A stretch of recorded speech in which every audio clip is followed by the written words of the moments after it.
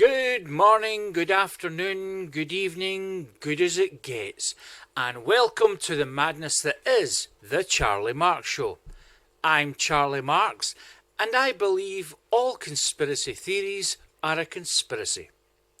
So, what with all this talk of President Orange putting tariffs on everything, I've been wondering about the future of the Charlie Marx Show. I now see that things are looking pretty grim.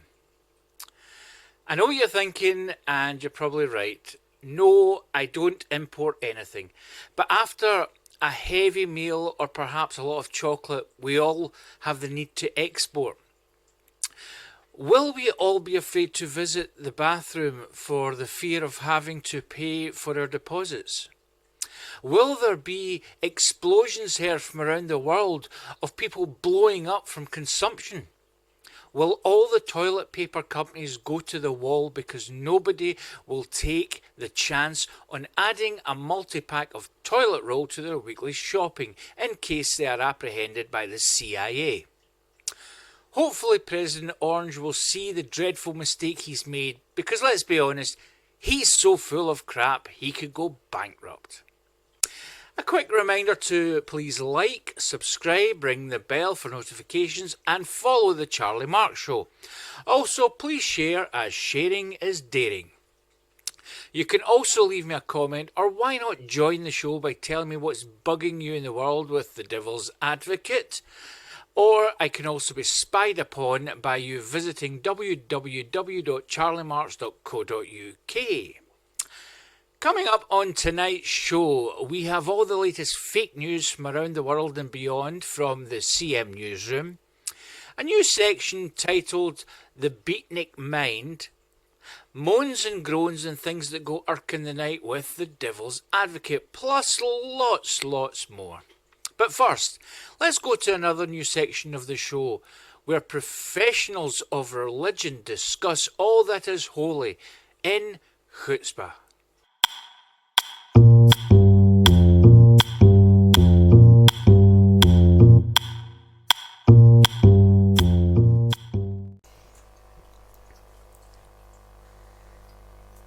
Hello, I'm Sister Catherine Kardashian, and tonight I would like to talk to you about the role women play in the church. Many religions do not have as much of a modern approach as the Christian faith, but I'm sure one day they'll catch up. I believe strongly in this particular topic of the role of women in the church, because I am a woman. But not only am I a woman, I'm also female. Now, going back to the very beginning of creation, about 4,000 years ago, when God decided that one day he needed a little project and wanted to get out from under the feet of his wife because she was cleaning the house. So, he created this world. After creating all the things like trees and mountains and bus stops, he realised that he had a big play area and needed to put some action figures on it. He had thought about maybe putting some He-Man figures on it to play with, but they were far too expensive, so he opted for creating a man.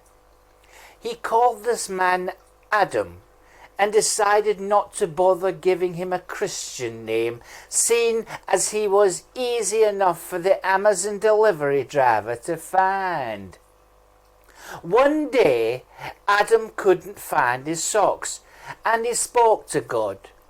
"Oh, Heavenly Father, can thou explain in thine majesty where thou art holy has putteth me socks?" God had so much on as he was trying to get in touch with his accountant to see if he could make the cats he'd created a legitimate tax expense, as they were getting rid of the mouse problem. Don't forget, this was in the olden days when they only had a dial-up connection, So God had to wait patiently to send his email. God was angry at Adam, and he decided to give him a penance for disturbing him, and thus he created woman. So as you can see, woman was almost as important as man, as she was second on God's list. If you exclude all the nature, the animals, the fish, the amoebas, the plant life, the seas, the sun, the moon, and the electric bikes for Deliveroo drivers. Now, moving on about 1,000 years or so, a miracle was about to happen. But this miracle couldn't have taken place without a woman whose belief was so strong that she let a ghost get her pregnant because he said God had asked him to. And so it would come to be that the Messiah, Jesus Christ, would come to be through a woman, Mary Christ. Another important woman in the biblical times was Mary Magdalene, as she washed Jesus' feet, and she also did some shopping for him. In fact, the woman known as Mary Magdalene also played an important role in the Last Supper, because she ordered it for the lads. Without women in the church, who was going to do the washing up? Who would clean the huts? Who would wash the robes? And who would remember to make sure the Messiah and his followers didn't forget their mother's birthday or Mother's Day? The only domestic chore that the women in biblical times were not allowed to do is to reverse park the donkeys. Bringing things up to modern times, some nuns take a vow of silence, which not only pays homage to the Lord, but it stops these specific nuns from moaning to their husbands for at least a little silly thing. I will close by saying that the importance of women in the church is vitally important and should not be taken lightly, as without women in religion there would be no Easter eggs bought for the children. In fact, there would be no children.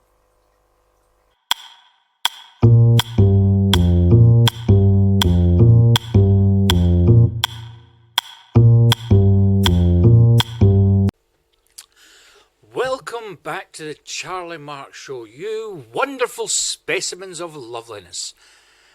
I've been asked what's happening with the remastering of my musical, titled Musical the Musical.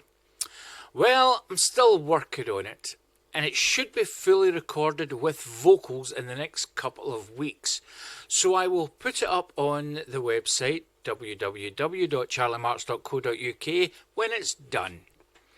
I shall also be putting up some begging requests for producers, as I'm trying to bypass all the bureaucracy and bull from council-run theatres and other theatres which seem to think they can charge what they want. Moving on from those who want to overcharge to those who want to over-inform, it's time for all the latest fake news from around the world and beyond with CM News.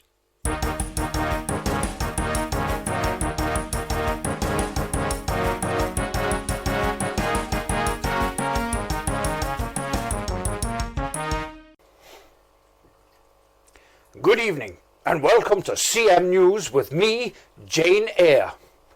Our top story.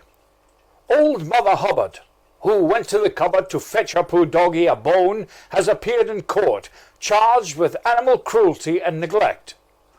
Prosecutor for the Crown, the Right Honourable Rolf Harris, alleged that when the 84-year-old woman got there to the cupboard, it was bare, which led to the poor doggy getting none. Mrs. Hubbard of 27 Elon Musk Electric Avenue said that she could not afford the rent of her luxury London apartment, her Tesla, her 3 holiday cruises a year, and bones. The case continues.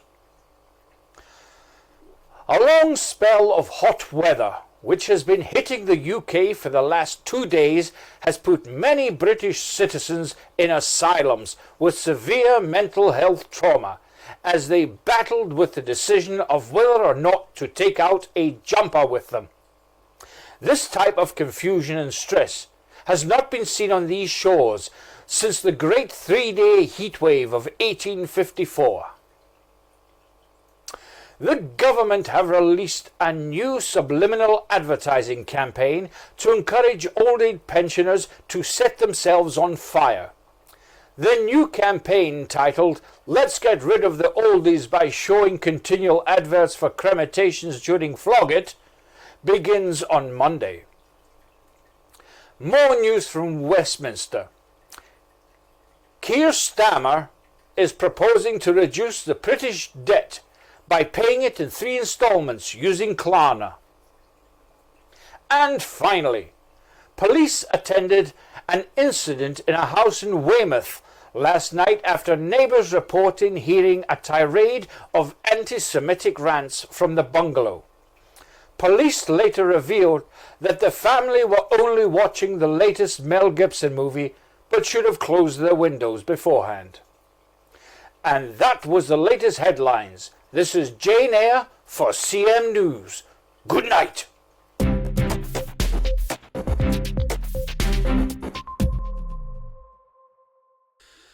Thank you, Jane, and more from the CM Newsroom next time. But now, my special guest. My guest this evening is a self-professed, wonderful, amazing botanist with over 30 years' experience. Please welcome via satellite Dr. Thomas Flowers. Thank you for joining us in the Charlie Marx Show, Dr. Flowers. Oh, it's good to be here. Now, for those who are unfamiliar with what a botanist actually does, the uneducated, the downright stupid, or those who are under the age of 72, can you explain what you as a botanist studies? Well, to put it quite frankly, I study bottoms. Oh, I see. Not quite the botanist I had prepared my questions for, but let's see if we can make this work. Okay, what made you want to get your teeth into botany? Well, ever since I was younger, I have had a fascination with the bottom. And it's been a burning ambition to actually work alongside a bottom. Are there any particular studies in botany that you're researching at the moment? Yes, there's particular interest in wind velocity and also the fullness of the bottom. Do you have any particular species that tickle your fancy? I have to say that I prefer the female bottom to the male bottom because it's softer. It's more like a peach, depending on who it is, obviously. What causes a species to give off their particular fragrance? Well, that's a very interesting question. Usually korma, Italian food seems to be quite a popular occurrence in flatulationization. And then there's also, I would have to say, chocolate. And do all species produce buds? No, some of them produce conkers. I would say buds are particularly small, but definitely I have to say that some produce buds. We call that in botanist terms piles. Now, many watchers of the show will be wanting me to ask, which is the best manure? Now that is a very good question. Sometimes some of the bottoms produce stoters, big bits of manure, which are not so good because they clog up the system. Some, it's almost like a watery effect. They call that diarrhea. Then there is the pebbles. They look like Maltesers, but don't be fooled. They are not crunchy. Is there a specific species that you prefer to handle? Yes, like I said before, I prefer the female bottom. But I have to say that there is a certain type of female bottom that is worth studying. A lot of the other ones are they vary in size. So some of them are massive, and some of them are too hairy, and we have to shave them first. Do you also study species that are not native to this country? Oh, of course. When I go on holiday and I lie on a beach, I tend to have a look. I mean, I'm always working. It's just what I do. And sometimes you see, nice brown bottoms on the beach, and they're getting browner because that's what happens. The sun has an effect on the white bottom, turning it brown. There are instances where that has happened in Scotland, but that has been after 14 pints of Guinness. Now, I find that when you go abroad, you do see a particularly lovely bottom. Have you studied many toxic species? Oh yes, indeed. Yes, some very toxic species. There was some from Liverpool which came up, and they were very toxic. So much so that we had to put a peg on our nose. There have been sometimes you get the older bottom, which is more fleshy. It hangs more. It hangs down to just below the knee. And that can be very toxic because there's so much of the flesh surrounding the actual bottom part that it's hard to clean it out. And I suppose you would have to wear special protective clothing when handling them. Oh yes, definitely. Gauntlets, not gloves, gauntlets. They're made of metal sometimes. If it's a particularly, middle-aged and a wee bit younger species, then we don't bother with equipment. Just the old hands will do it. But yes, I think it's. I mean, I've got my lab coat on, and it's a bit silly because it's white. And it does. When I go home, the wife, she usually says, that how was my day, and sometimes I'll say, oh hen, it was crap. There are many varieties which are different sizes and textures. Which are you particularly fond of? Well, I have to say that a nice chunky bottom is really, it's a nice, you can get a good grip of it to study it. That is nice. Sometimes studies have shown that sound waves are exceptionally, they attach themselves to the bottom. So when you slap a cheek, the waves then move along the bottom. Sometimes it can take up to an hour to stop. Is it best to cover some of them up during the winter? Yes, to be fair, I would say it is, because when the weather's cold, they get pimply. And it's not a nice sight. Sometimes it's like looking at a porcupine. Sometimes it's like looking at a porcupine that's been run over by a steamroller. and then reversed again on it. So, it's best to cover it up. Some bottoms have to be covered up at the best of times anyway. And finally, obviously some species are indoor and others are outdoor. How can you tell what should be taken inside the house or what should be left outside? Well, it depends. Sometimes when you're at a nightclub, you get a wee bit hazy. So it's difficult to weigh up the pros and cons of a bottom, especially under alcoholic conditions.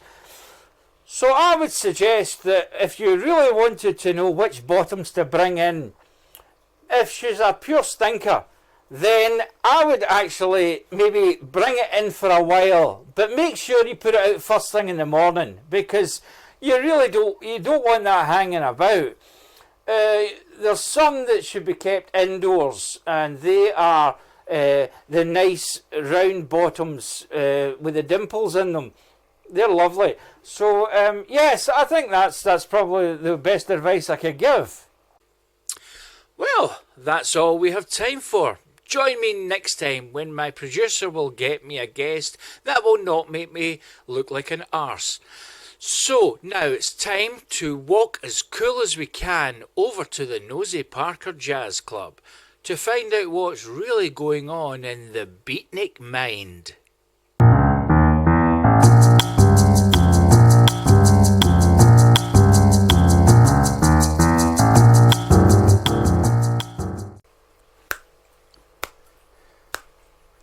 This is called Not Cool Man. As I was going to St. Ives, I met a dude with 7 wives. Each wife had 7 sacks. Each sack had 7 cats. Each cat had 7 kits. Kits, cats, sacks and wives. But brother, how many were going to St. Ives? So there's this man, cat, with 7 chicks. But bigamy just makes me sick. Not cool, man. My mind trips with all that's gory, but that ain't all to this story. The chicks in the ride had 7 sacks, but does President Orange make them pay tax? Not cool, man. It's too much to think what's in the sacks. Blows my mind because it's cats. Not cool, man. But that ain't all the truth I spits. Each cat had 7 kits. Not cool, man. Kits and cats, sacks and wives. What's gonna happen to all those lives? Not cool, man. Was the orange man right, or was he talking out his hats when he said the people are eating cats? Not cool, man. Really not cool, fool. A puzzle for the times indeed. And we'll be back at the Nosy Parker Jazz Club next time to hear the thoughts of the Beatnik Mind. Before we move on, I'd just like to mention the new album by the Boring Drones, which was recorded live at the Hoa Chinese restaurant. Now, I saw this band back in 1977 when they were playing one of their first gigs at my nursery school. I have to say that sadly I missed this performance as it was nap time. However, many years on, and I cannot recommend this album at all. But now, it's time for another roundup of moans and groans and things that go irk in the night in The Devil's Advocate.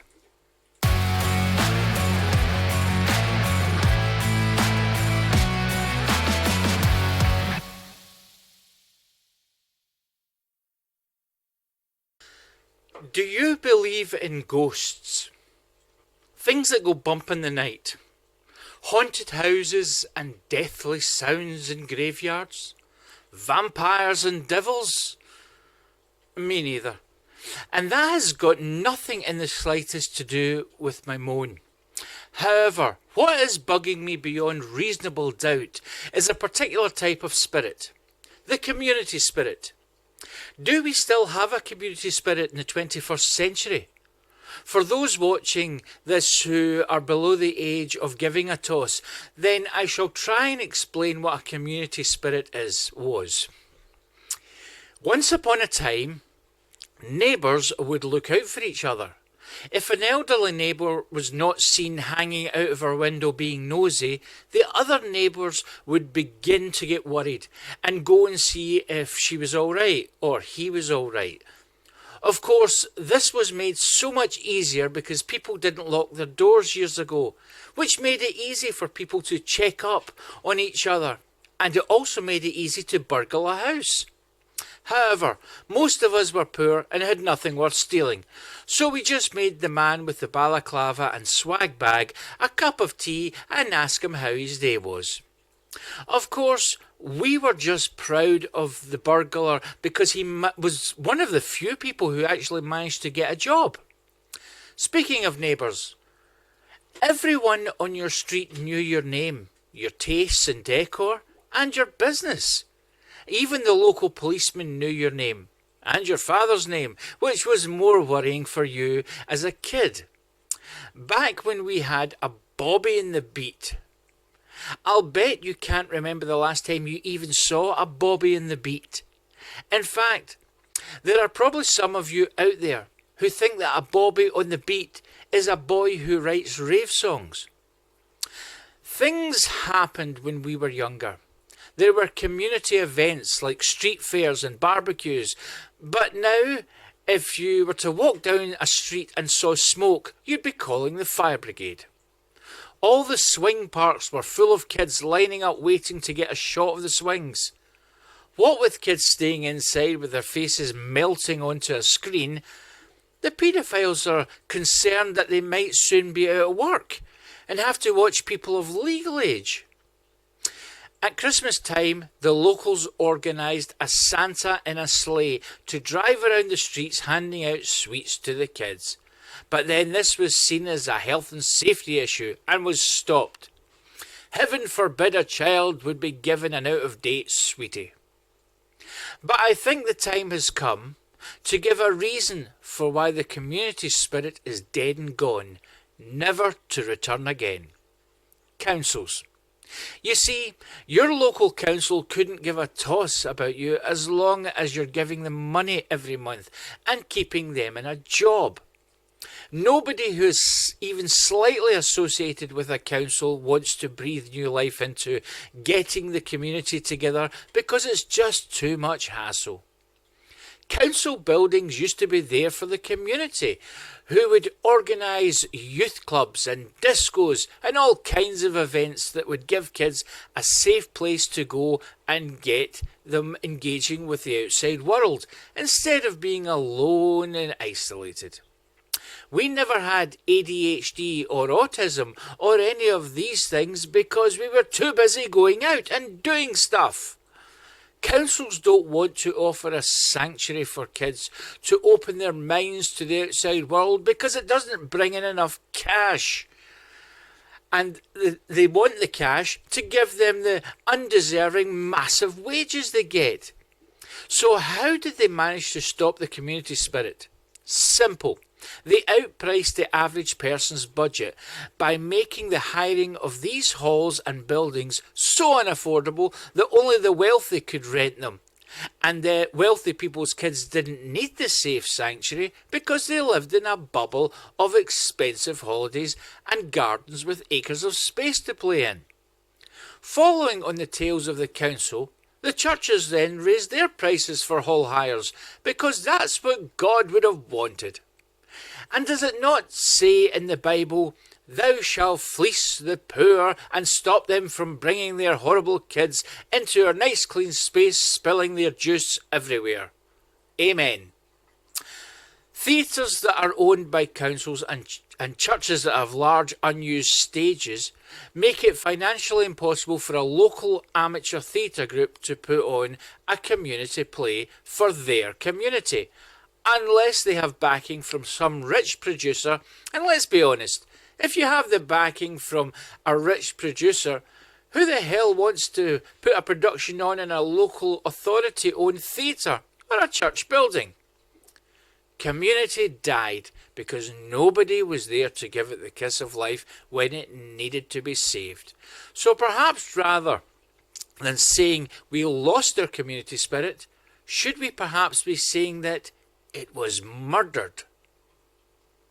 Thanks for watching the Charlie Marx Show, and remember to like, subscribe, hit the bell for notifications, share and follow me on www.charliemarx.co.uk. So, until next time, if you're not watching the Charlie Marx Show, you won't get a shot in the swings.